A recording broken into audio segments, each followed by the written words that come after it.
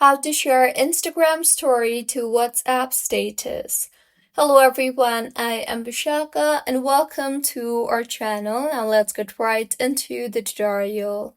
Firstly, go ahead and open Instagram on your device and make sure you are signed in.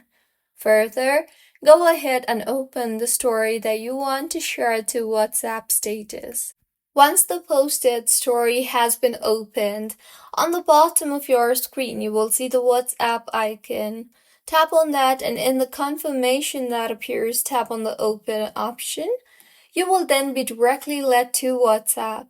Tap on the share icon on the bottom right of your screen, and with this, as you can see, the video has been posted.